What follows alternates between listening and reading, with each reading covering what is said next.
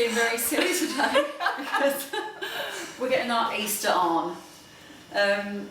Today Alice is our guest chef and she's going to make a flourless chocolate cake which we'll decorate later on.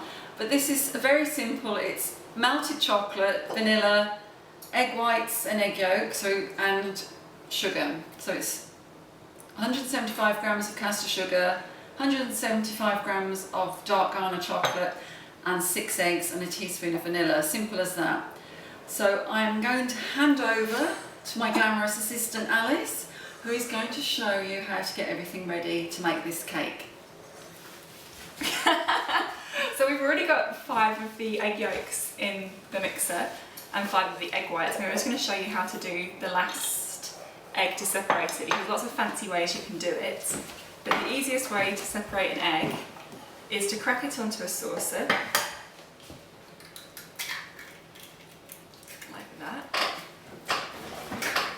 And then you get an egg cup, and the egg cup will fit over the yolk. And you can just pour the whites off your saucer. There's a bit of a chicken beak on this egg cup, which is interfering.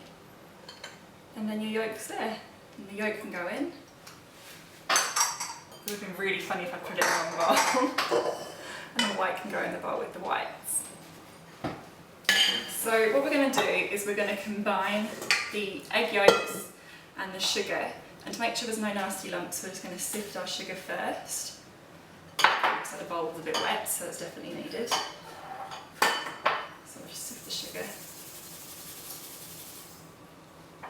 It's all excitement because our sieve at home doesn't have a handle. And you can, as I'm doing, just press it through with the spatula if you're impatient and there's lumps. Like that.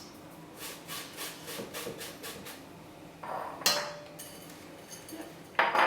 So that's going to go into the mixer to make what we call a sabayon.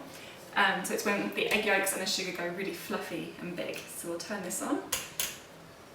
Helps if it's switched on. And go from there.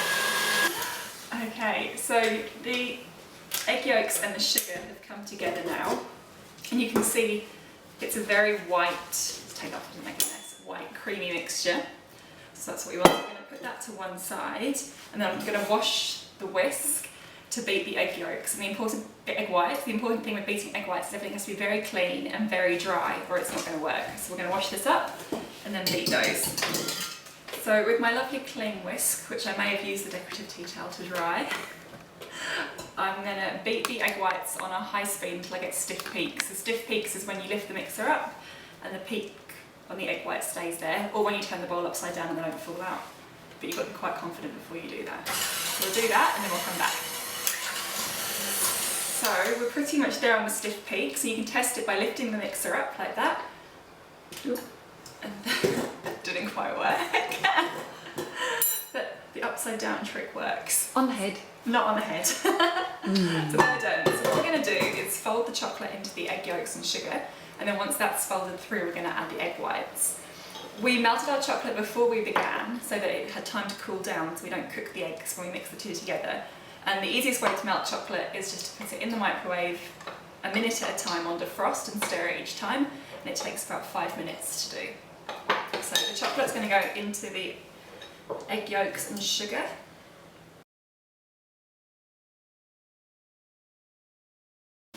Fold it through, so you cut through the middle and swoop round. And because there's nothing in this apart from sugar and chocolate and eggs, you want to keep as much air in the mixture as you can. Alright, so the chocolate is fully mixed into the egg yolks and it's all one nice colour. And because we let our chocolate cool, it's cooling even more. So we're going to move quickly. What we've got to do, you add a quarter of the egg whites to the mix just to loosen it off, and then we're going to fold the rest through. So same technique as before, we'll just put a quarter in. Just through the middle and flick it over the top. Okay, so the first quarter's all fully mixed through and it's all one colour again. And it's much easier to work with now that we've got the first bit of egg white. So I'm going to add the balance of the egg whites and stir those through.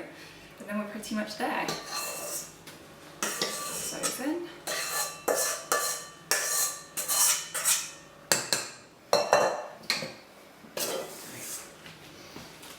So my work are actually having a cooking competition, a virtual baking competition. And I'm making the entry for my team. So it has to be filmed to prove that I made it and Mummy didn't. We're almost there in the mixture, there's only a couple of white bits left. It is also quite a good arm workout, but you'll just have one very buff arm and by the end of it. So I'll just show you. I think 2 more stirs and we're there. Maybe 3. If you look, it's all one colour and there's no white bits, there's no more specks of egg. Because if you don't want the egg, the expert's coming to check. I'm coming to give you a scraper. Because any bits of egg white that are left will just cook by themselves in the mixture. You end up with these ugly white specks, but you'll also end up with sort of scrambled egg in your cake. Neither of which do we want. But we are otherwise there. Then we've got 2 20cm tins, which we have greased and lined because it's quite a delicate cake and we don't want it to get stuck to the edges of the eggs. And the trick is just to manage to pour the same amount of mixture into each of the 2 mixing bowls.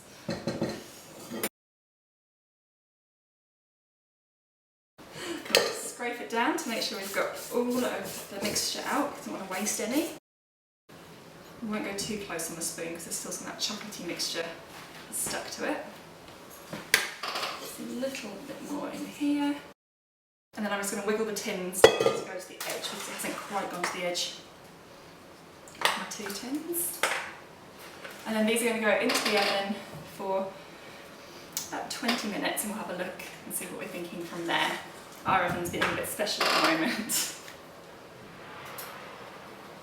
So the timer's gone off. It actually was more like 25 minutes than 20 minutes. But the cakes are looking delicious and they're smelling delicious, so we're going to get them out of the oven and then put them on a rack to cool.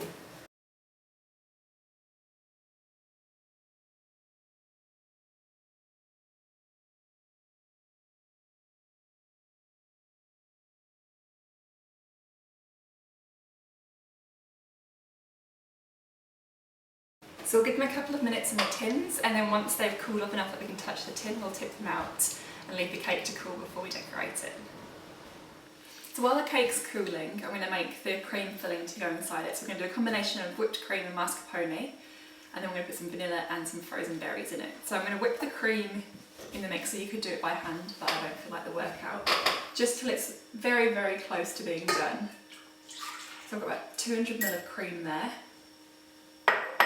You could up the cream if you wanted more, but that's what we're going with. And I've got 200 grams of mascarpone. So I'm going to put them very low because I don't want to make butter. And while that's on low, I'm just going to whip the mascarpone by hand so that the 2 will combine nicely. And to my mascarpone I'm going to add a teaspoon of vanilla, and also probably a tablespoon of icing sugar because we want it to be sweet. And then we're going to put the tart berries in. So there's my vanilla.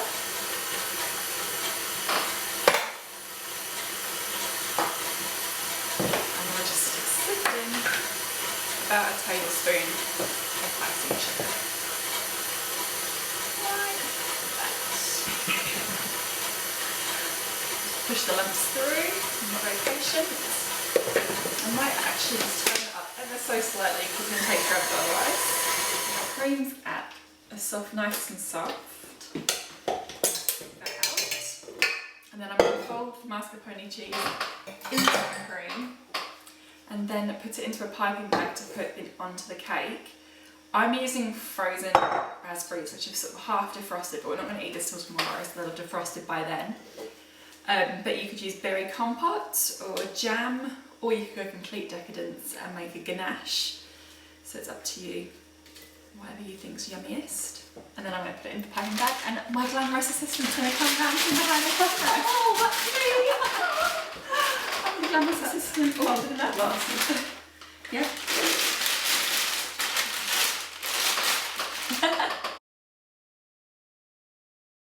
And we have cheated. We've put the base onto a plate off camera. So we're ready to go. I'm twisted it. So the plan is to use about 2/3 of this on the base of the cake and then save some to make the top look pretty. Save that much at the top. So there we are, there's the steak one. And then I've got my frozen berries, which are starting to defrost a little bit. So I'm just going to sprinkle those over. It's just they're mixed berries, although I have picked out the strawberries because no one wants the frozen strawberries in their cake. So when we make berry compote in this house next, there'll be a lot of strawberries in it. So just scatter those about. Make sure they're all even. There we are. And now the fun bit, I've got to get the top on. Alright, so we're ready for the excitement. So what I'm going to do is, my grand plan is to put it face down and then peel the paper from underneath. It is an extremely delicate cake, so there is a risk that it may break, but you can just push it back together and put more cream over that bit, and then the cocoa is going to hide all our sins. So I'll just position that on top like that, and then carefully peel off my paper.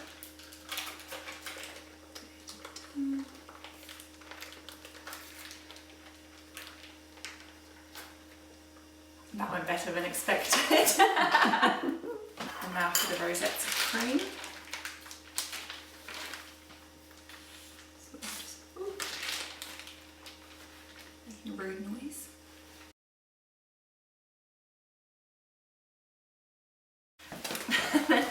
The aim here is to have a bit of a nest full of chocolate. So we've got these chocolate shards, which are from the cafe, but you could also just grate the cold block of chocolate for the same effect. So I'm going to put those in the middle. Okay. And there we are, our Easter cake. And we're going to scoff it tomorrow for Easter Sunday.